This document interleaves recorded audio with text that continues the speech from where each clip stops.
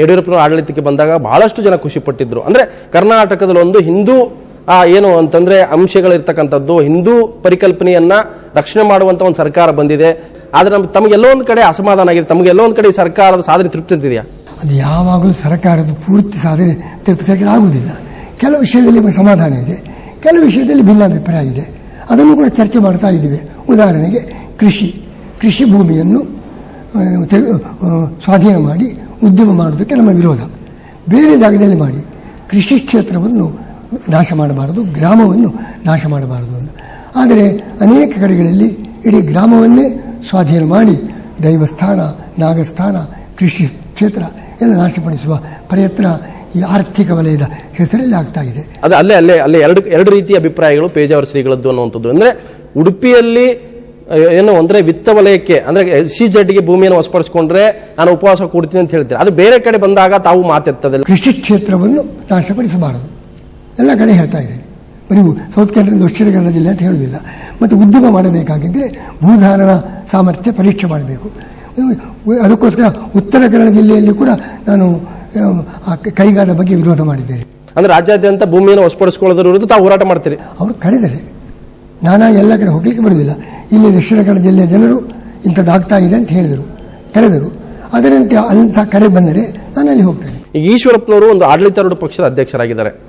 ಯಾರು ಗೋ ಹತ್ಯೆ ಮಾಡ್ತಾರೆ ಅವ್ರ ಕೈ ಕಡಿತೀವಿ, ಕಾಲು ಕಡಿತೀವಿ ಅಂತ ಹೇಳ್ತಿದ್ದಾರೆ. ಅಂದ್ರೆ ಅದು ಕೂಡ ಒಂದು ಹಿಂಸಾ ಒಂದು ಪ್ರತೀಕ ಅಲ್ವಾ? ಹಿಂಸೆಯನ್ನು ಪ್ರಚೋದನೆ ಮಾಡುವಂತ ಹೇಳಿಕೆ ಅಲ್ವಾ? ಕೈ ಕಡಿತೇವೆ ಎಂಬುದಕ್ಕೆ ಅದು ಅದರ ಸ್ಪಿರಿಟ್ ನೋಡಬೇಕು.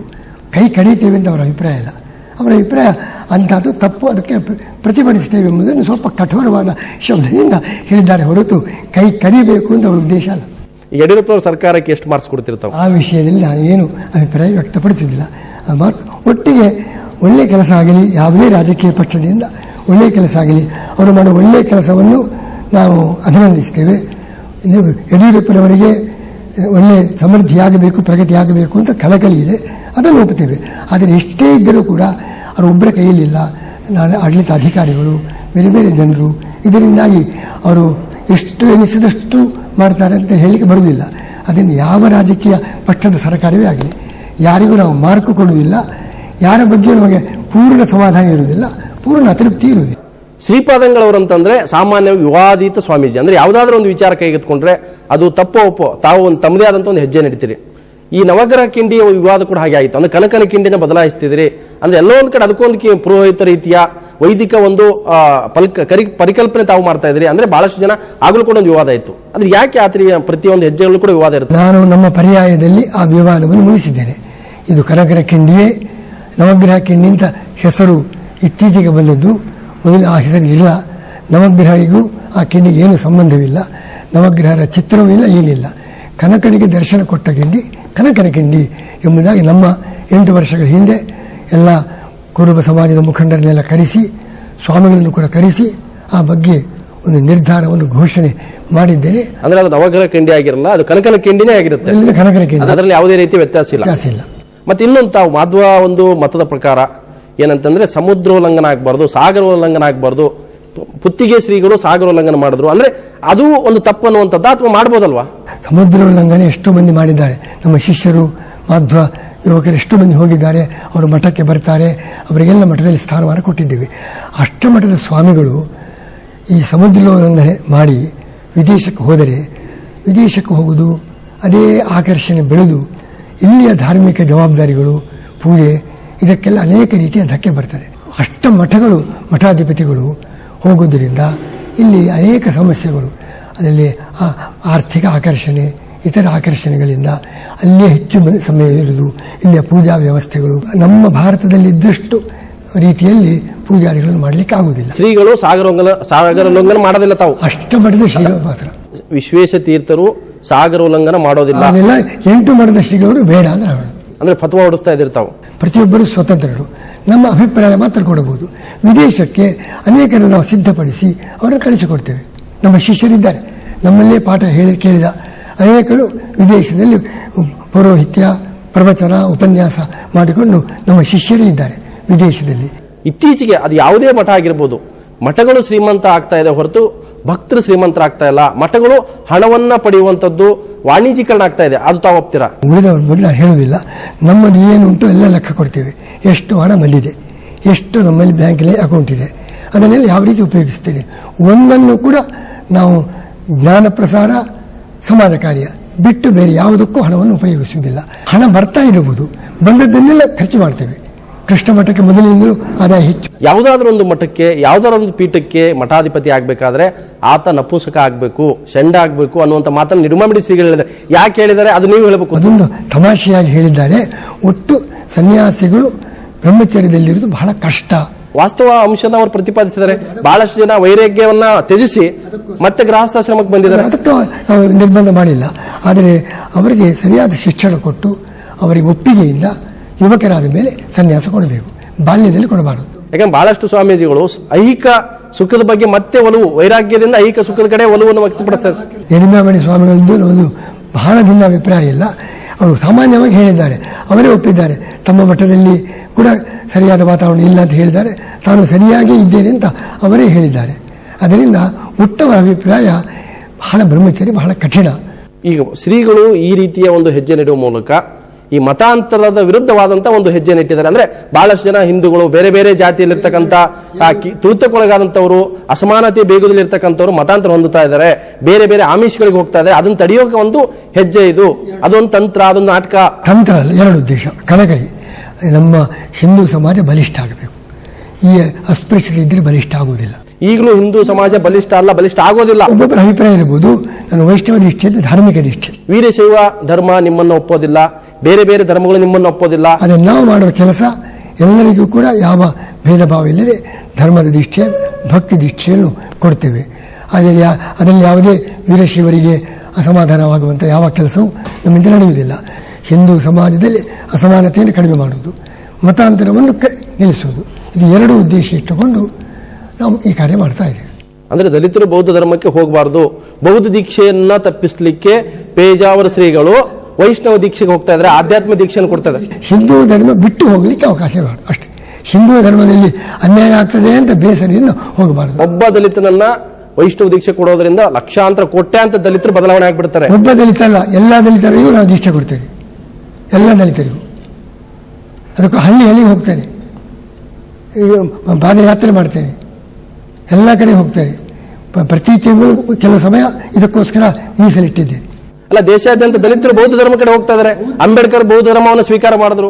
ಹಾಗೆ ನಾನು ಚಿಕ್ಕವರಾಗಿದ್ದೆ, ಹೀಗಾಗಿ ನಾನು ಅಂಬೇಡ್ಕರ್ ಹತ್ರ ನಾನು ಮಾತಾಡ್ತಾ ಇದ್ದೆ, ನೀವು ಹೋಗಬೇಡಿ ಅಂತ ನಾನು ಕೇಳ್ತಾ ಇದ್ದೆ. ಆವಾಗ ನಾನು ಚಿಕ್ಕವ, ನಮಗೆ ಅವರನ್ನು ಸಂಪರ್ಕ ಮಾಡಲಿಕ್ಕೆ ಆಗಲಿಲ್ಲ. ಅಂದ್ರೆ ನಿಮ್ಮ ಜೊತೆ VHP, RSS, ಬಜರಂಗ ಎಲ್ಲ ಸಪೋರ್ಟ್ ಇದ್ದಾರೆ. ಕಾಂಗ್ರೆಸ್ನವರು, ದೇವೇಗೌಡರು, ಅವರಿಗೆ ಹಿಂದೂ ಧರ್ಮದಲ್ಲಿ ವಿಶ್ವಾಸ ಉಂಟು. ಎಲ್ಲರೂ ನಮ್ಮ ಒಟ್ಟಿಗಿದ್ದಾರೆ, ಬರೀ ಬಿಜೆಪಿಯವರಲ್ಲ. ಈಗ ಒಂದು VHP ಆಗಿರ್ಬೋದು, ಬೇರೆ ಬೇರೆ ಸಂಘಟನೆಗಳು ರಾಮ ಮಂದಿರಕ್ಕಾಗಿ ಒಂದು ಏನಂತಂದ್ರೆ ಶ್ರೀ ಹನುಮದ್ ಜನಜಾಗೃತಿ ಅಭಿಯಾನವನ್ನು ಹಮ್ಮಿಕೊಳ್ತಾ ಇದ್ದಾರೆ. ಅಂದ್ರೆ ರಾಮ ಬಿಟ್ಟರೆ ಈಗ ಹನುಮಂತನ ಕೈಯನ್ನ ಇಟ್ಕೊಂಡಿದ್ದಾರೆ. ಬಿಜೆಪಿಯವರು ಮಾಡೋದಲ್ಲ, ವಿಶ್ವ ಹಿಂದೂ ಪರಿಷತ್ ಮಾಡೋದು. ಅಂದ್ರೆ ಈಗ ರಾಮನ ಬಿಟ್ಟರೆ ಈಗ ಹನುಮಂತನ ಕೈ ಹಿಡಿದ್ರು. ಎಲ್ಲರೂ ಬೇಕು, ನಮಗೆ ರಾಮನು ಬೇಕು, ಹನುಮಂತನು ಬೇಕು. ಇದು ವಿಶ್ವ ಹಿಂದೂ ಪರಿಷತ್ ಮಾಡೋದು, ಬಿಜೆಪಿ ಅಲ್ಲ. ಅದಕ್ಕೆ ಆ ಒಂದು ಅಭಿಯಾನಕ್ಕೆ ಶ್ರೀಮದ್ ಹನುಮಾನ್ ಅಭಿಯಾನ ಯಾತ್ರೆಗೆ ಪೇಜಾವರ ಶ್ರೀಗಳು ಸಂಪೂರ್ಣ ಬೆಂಬಲ ಇರುತ್ತೆ. ಯಾವುದು ನಮ್ಮ ಹಿಂದೂ ಧರ್ಮದ ಹಿಂಸೆಗೆ ನಾವು ಬೆಂಬಲ ಇಲ್ಲ. ಇನ್ನೊಬ್ಬ ಮತೀಯವರನ್ನು ಹಿಂಸೆ ಮಾಡುವುದು, ಇಂಥದಕ್ಕೆ ಘರ್ಷಣೆಗೆ ನಾವು ಬೆಂಬಲ ಇಲ್ಲ. ಹಿಂದೂ ಸಮಾಜದ ಸಂಘಟನೆಗೆ ಏನು ಕಾರ್ಯಕ್ರಮ ಉಂಟು, ಯಾರೇ ಮಾಡಲಿ ಅದಕ್ಕೆ ನಮ್ಮ ಬೆಂಬಲ ಉಂಟು.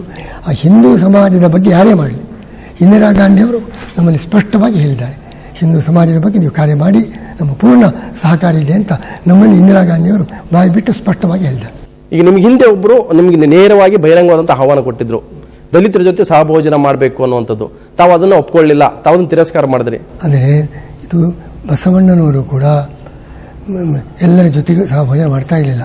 ಮದ್ಯ ಮಾಂಸ ಬಿಡಬೇಕು, ಲಿಂಗ ದೀಕ್ಷೆ ಪಡೆಯಬೇಕಾಗಿದ್ದರೆ ಮದ್ಯ ಮಾಂಸ ಬಿಡಬೇಕು ಅಂತ ನಿರ್ಬಂಧ ಇದೆ ಬಸವಣ್ಣವರಲ್ಲಿ. ಮದ್ಯ ಮಾಂಸ ಸ್ವೀಕಾರ ಮಾಡಿದವರಿಗೆ ಲಿಂಗ ದೀಕ್ಷೆಯನ್ನು ಕೊಡ್ತಾ ಇರಲಿಲ್ಲ. ಅದು ಪರಿಪೂರ್ಣವಾಗಿ ಅವರು ಒಪ್ಪಿಸಿದ್ರು. ಅವರು ಯಾವುದೇ ಜಾತಿಯನ್ನ ಮೇಲೂ ಕೀಳು ಅಂತ ಭಾವಿಸಿರಲಿಲ್ಲ. ಅವರು ಮದ್ಯ ಮಾಂಸದ ನಿಯಮವನ್ನು ಬಸವಣ್ಣವರು ಇಟ್ಟುಕೊಂಡಿದ್ದರು, ಅದನ್ನು ಅರ್ಥ ಮಾಡಿಕೊಳ್ಬೇಕು. ಅಂದ್ರೆ ದಲಿತರು ಬಹುತೇಕ ಜನ, 99% ದಲಿತರು ಮಾಂಸವನ್ನ ಸೇವಿಸ್ತಾರೆ, ಮದ್ಯವನ್ನು ಸೇವಿಸ್ತಾರೆ. ದಲಿತರು ಮಾತ್ರ ಅಲ್ಲ, ಬೇರೆ ಹಿಂದೂಗಳು, ಬ್ರಾಹ್ಮಣರು ಸೇವಿಸ್ತಾರೆ. ಅದಕ್ಕೋಸ್ಕರ ನಾನು ಯಾರ ಜೊತೆಗೂ ಊಟ ಮಾಡುವುದಿಲ್ಲ. ದಲಿತರನ್ನು ನೀವು ಮಾಂಸ ತಿನ್ನಬೇಡಿ, ಮದ್ಯ ಕುಡಿಬೇಡಿ ಅನ್ನೋಂಥವ್ರು ಬ್ರಾಹ್ಮಣರಲ್ಲೂ ಕೂಡ ಮದ್ಯ ಸೇವನೆ, ಮಾಂಸ ಸೇವನೆ ಬಿಡಿ ಅಂತ ಹೇಳ್ಬೇಕಲ್ವಾ? ಹೇಳ್ತಾ ಇದ್ದೇನೆ ನಾನು, ಎಲ್ಲ ಬ್ರಾಹ್ಮಣರ ಸಭೆಯಲ್ಲಿ ಹೇಳ್ತೇನೆ. ಹೇಳಿ ಬಿಡ್ತೀರಾ? ನೀವು ಅದನ್ನು ಎಷ್ಟು ಮಾತ್ರಕ್ಕೂ ಅಂತ ದುಶ್ಚಟಕ್ಕೆ ಅವಕಾಶ ಕೊಡಬಾರದು. ಆದರೆ ದಲಿತರಿಗೂ ಉಳಿದ ಹಿಂದೂಗಳು ಹೇಳ್ತೇನೆ, ಗೋಮಾಂಸ ಭಕ್ಷಣಕ್ಕೆ ಬರೀ ಮಾಂಸವನ್ನು ಎಲ್ಲರಿಗೂ ನೀಡುವುದು ಅಂದರೆ ಪ್ರಾಕ್ಟಿಕಲ್ ಆಗುವುದಿಲ್ಲ. ಗೋಮಾಂಸ ತೆಗೆದುಕೊಳ್ಬೇಡಿ, ಮದ್ಯ ಮಾತ್ರ ಬಿಡಿ. ಮಾಂಸ ಭಕ್ಷಣೆ ಪೂರ್ತಿ ಬಿಡಬೇಕು ಅಂತ ಹೇಳ್ತಾ ಇಲ್ಲ. ಒಟ್ಟಿಗೆ ಊಟ ಮಾಡಬೇಕು, ಯಾರ ಜೊತೆಗೂ ನಾವು ಮಾಡ್ತಾ ಇಲ್ಲ. ಬ್ರಾಹ್ಮಣರ ಜೊತೆಗೂ ಒಟ್ಟಿಗೆ ಊಟ ಮಾಡ್ತಾ ಇಲ್ಲ. ಅಂದ್ರೆ ತಾವು ಯಾವುದೇ ಕಾರಣಕ್ಕೂ ದಲಿತರ ಜೊತೆ ಸಹಭೋಜನ ಮಾಡೋದಿಲ್ಲ. ಯಾರ ಜೊತೆಗೂ ಮಾಡಬೇಕು ಇಲ್ಲ. ಹಿಂದೆ ಚರ್ಚೆ ಆಗಿತ್ತು, ನಿಮ್ಮ ಜೊತೆನೇ ಚರ್ಚೆ ಆಗಿತ್ತು, ದೊಡ್ಡ ಪ್ರಮಾಣದಲ್ಲಿ ಚರ್ಚೆ ಆಗಿತ್ತು. ನೇರವಾಗಿ ನಿಮಗೆ ಆಹ್ವಾನ ಕೊಟ್ಟಿದ್ರು, ತಾವು ಸಿದ್ಧಾಂತ ಹೇಳಿದ್ರಿ. ಸಿದ್ಧಾಂತ ಹೇಳಿಲ್ಲ, ಅವರು ನಮಗೆ ಆಹ್ವಾನ ಕೈಗೆ ಬಂದೇ ಇಲ್ಲ. ಆ ಆಹ್ವಾನ ಕೈಗೆ ಬಂದಿಲ್ಲ. ನಾನು ಬನ್ನಿ ಮಾತಾಡೋಣ ಅಂತ ಪತ್ರ ಬರೆದೆ, ಆ ಪತ್ರವು ತಿರುಗಿ ಬಂದಿದೆ. ನಾನು ಹೇಳ್ತಾ ಇದ್ದೇನೆ, ನಾನು ಯಾರ ಜೊತೆಗೂ ಸಹಭೋಜನ ಮಾಡಿಲ್ಲ. ಸನ್ಯಾಸಿಗಳ ಕ್ರಮ ಅದು. ಶ್ರೀರಾಮ ಮಂದಿರ ಅನ್ನುವಂಥದ್ದು ತಾರ್ಕಿಕ ಹೋರಾಟನ, ಅದು ಕೇವಲ ಹಿಂದೂ ಧರ್ಮದ ರಕ್ಷಣೆ ಅಥವಾ ಬಹುಸಂಖ್ಯಾತ ಹಿಂದೂಗಳ ರಕ್ಷಣೆಗೆ ಆದಂಥ ಹೋರಾಟನ? ಬಹುಸಂಖ್ಯಾತ ಹಿಂದೂಗಳ ಸ್ವಾಭಿಮಾನ ಜಾಗೃತಿಗೆ, ಅವರ ಅಪಮಾನದ ಪರಿಹಾರಕ್ಕೆ, ಇಡೀ ಹಿಂದೂ ಸಮಾಜದಲ್ಲಿ ಹೊಸ ಚೈತನ್ಯ ತುಂಬಲಿಕ್ಕೆ. ಸಾಮಾನ್ಯ ರಾಮರು ಬೀದಿಯಲ್ಲಿ ಸಾಯ್ತಾ ಇದ್ದಾರೆ, ರೈತರು ಸಾಯ್ತಾ ಇದ್ದಾರೆ. ಒಂದು ಕಾರ್ಯ ಮಾಡುವಾಗ ಇನ್ನೊಂದು ಮಾಡಬಾರದು ಅಂತ ಅರ್ಥವಾ? ಅದನ್ನು ಮಾಡುವ, ಇದನ್ನು ಮಾಡುವ, ಅದನ್ನು ಬಿಟ್ಟಿದ್ದೇವೆ ನಾವು. ಸಾಮಾನ್ಯ ಜನರ ಬಗ್ಗೆ ಕೆಳಗೆ ಉಂಟೇವು, ಆ ಕೆಲಸ ಮಾಡು, ಇದನ್ನು ಮಾಡಬೇಕು, ಅದನ್ನು ಮಾಡಬಾರದು ಅಂತ ಅರ್ಥವಾ? ಎಲ್ಲವನ್ನೂ ಮಾಡ್ತೇವೆ, ಅದು ಮಾಡಬೇಕು, ಇದು ಮಾಡಬೇಕು. ನಾಳೆ ನೆರೆಹಾವಳಿ ಸಂತ್ರಸ್ತರು ಎಷ್ಟೋ ಮಂದಿ ಸ್ಲಮ್ ಏರಿಯಲ್ಲಿ ಕಷ್ಟಪಡ್ತಾ ಇದ್ದಾರೆ. ನೆರೆಹಾವಳಿಯ ಸಂತ್ರಸ್ತರ ಬಗ್ಗೆ, ನೆರೆಹಾವಳಿ ಸಂತ್ರಸ್ತರು ಸ್ವಾಮಿಗಳೇ, ನೆರೆಹಾವಳಿಯಲ್ಲೂ ಕೂಡ ಶ್ರೀಗಳೇ ದಲಿತರಿಗೆ ಅನ್ಯಾಯ ಮಾಡಿದ್ದಾರೆ, ಪರಿಹಾರ ವಿತರಣೆಯಲ್ಲೂ ಅನ್ಯಾಯ ಮಾಡಿದ್ದಾರೆ. ನಾನು ಹೇಳಿದ್ದು, ಒಂದು ಕೆಲಸ ಮಾಡುವಾಗ ಇನ್ನೊಂದುಂಟು, ಅದನ್ನು ಯಾಕೆ ಮಾಡಬೇಕು, ಅದನ್ನು ಮಾಡಬೇಕು, ಇದನ್ನು ಮಾಡಬೇಕು. ಹಿಂದೂ ಸಮಾಜದ ಗೌರವ ರಕ್ಷಣೆಯ ಕೆಲಸವನ್ನು ಮಾಡಬೇಕು, ಜೊತೆಗೆ ಬೀದಿಯಲ್ಲಿ ಬಿದ್ದ ಜನರ ಕಲ್ಯಾಣದ ಕಾರ್ಯವನ್ನು ಮಾಡಬೇಕು. ಅದನ್ನು ನಾನು ಗುಡ್ಡಗಾಡು ಪ್ರದೇಶಕ್ಕೆ ಪ್ರತಿ ವರ್ಷ ಹೋಗ್ತಾ ಇದ್ದೇನೆ. ಈಗ ಮಾಧ್ವ ಮತ ಮನುಜ ಮತನ?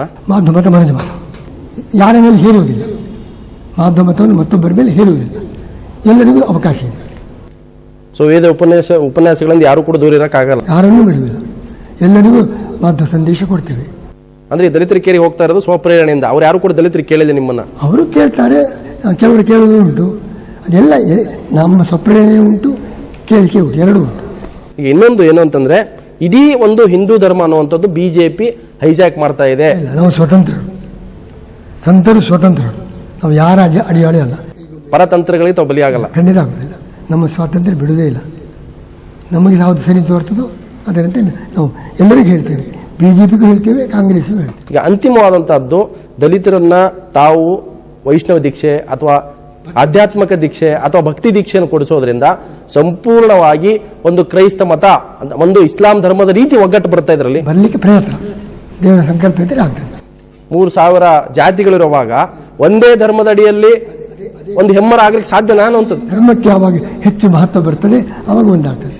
ಜಾತಿ ವ್ಯವಸ್ಥೆ ಅನ್ನೋಂಥದ್ದು ಒಪ್ಕೋತೀರಿ? ರಾಜಕೀಯವಾಗಿಯೇ ಉಂಟು, ಅದನ್ನು ಅಲ್ಲಗಲಿಕ್ಕೆ ಸಾಧ್ಯವಿಲ್ಲ. ನಾವು ಅದರಲ್ಲಿ ಸಾಮರಸ್ಯ ಮೂಡಿಸುವುದು, ಉಚ್ಚ ನೀಚ ಭಾವ ಕಡಿಮೆ ಮಾಡಿ ಸಾಮರಸ್ಯ ಮೂಡಿಸುವುದು. ಶ್ರೀಪಾದಂಗಳವರು ಇಷ್ಟೊತ್ತು ನಮ್ಮ ಜೊತೆ ಬಂದು ಅನೇಕ ವಿಚಾರಗಳನ್ನು ಮುಕ್ತವಾಗಿ ಚರ್ಚೆ ಮಾಡಿದ್ದಕ್ಕೆ ತಮಗೆ ಧನ್ಯವಾದ.